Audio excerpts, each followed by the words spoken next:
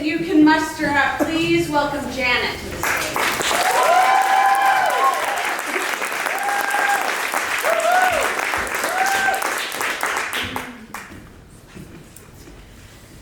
I just fucking did it. I'm going to take you back about 5 years, living in a wealthy suburban community. And in this wealthy suburban community outside of Portland, there are a lot of things that happen. Number one is there's a lot of wealth. You know, the white Hummers driving around and the M3s, you know, with their stud tires when there's no snow. There's a lot of consumption. Consumption being, you know, people would just buy things and throw them away. A lot of wealthy people, a lot of consumption. And also there's the appearances. Here I am, a mother of 2 children. You know, you gotta wear the skinny jeans. You gotta have the right hair and the right boots. And maybe the scarf. And I did okay tonight, except I'm not blonde enough. So, my husband and I were going through the rigmarole of raising our kids. They were 8 and 10 at the time, and we said to ourselves, you know, this isn't quite right. This isn't what we want for our kids. So, we sat down in our hot tub. We had a conversation, and we said, this is not what we want. We want grit. We want confidence. We want a love of learning for our children. And it's not going to happen here in this bubble. So we said to ourselves, how are we going to get out of this bubble in the hot tub? And we said, we're going to do 3 things. We are going to sell our business that we had. We are going to rent our house. And we are going to buy an RV and set sail across the United States. And believe it or not, we actually did that in 3 months because we are doers. Remember, I just fucking did it, so. So, all those things happened, they fell into place, and we set sail September 1, 5 years ago. And I could sit here and tell you stories and stories about what happened on our adventure, but one sticks out in my head, that we were in the Everglades in Florida. And if you have ever been to Florida, everywhere is swampy. You know, there's all kinds of swamps all over Florida. And we were at the Everglades National Park. And we went to the visitor center and we were looking at the signs, and there were a few manatees out there doing the things that visitors do. And I saw a sign and it said, you can take a tour and go into the Everglades. And I'm thinking to myself, well, that's kind of cool. I'm adventurous, I'm brave. Well, it turns out the ranger takes you into the swamp.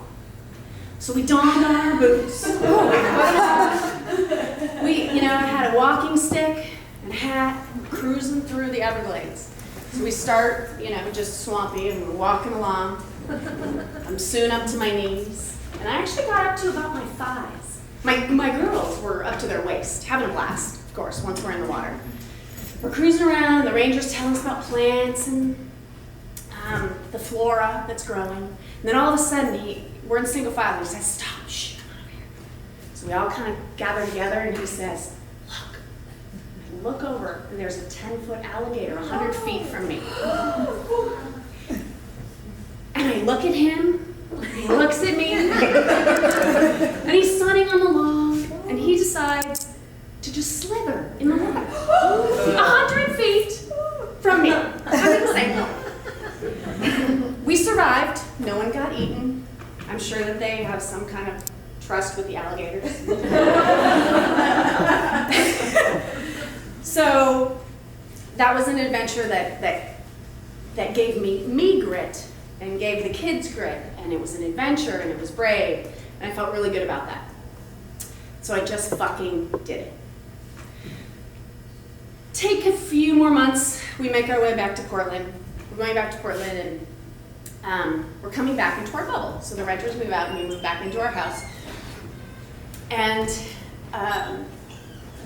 all these things that were created for our kids, the grit, the confidence, the love of learning, all these good things I really think had started to come into fruition. But coming back into the bubble, I was different.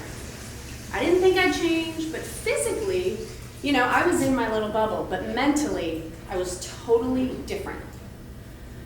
And so since then, 5 years ago, and actually I still live in this bubble, but I live totally different. I live by my rules. So one of the things that is a good symbol of that is we have this large front yard, and a lot of it was grass. And so, much to my neighbor's chagrin, we sliced off half of it and planted a garden. And that to me is community, connection, being with my kids in the dirt, growing roots. It also invited neighbors to come talk to us because we're out in the garden, and sharing vegetables. I'm constantly saying, "Hey, do you want some parsley?" So that particular thing is one of many that has changed me since I've gotten back from this RV trip. And I wouldn't change it for the world. But it just surprised me that you do things for your kids and you go out of the box and you do something different, and it actually changes me and all of you. So I just fucking did it.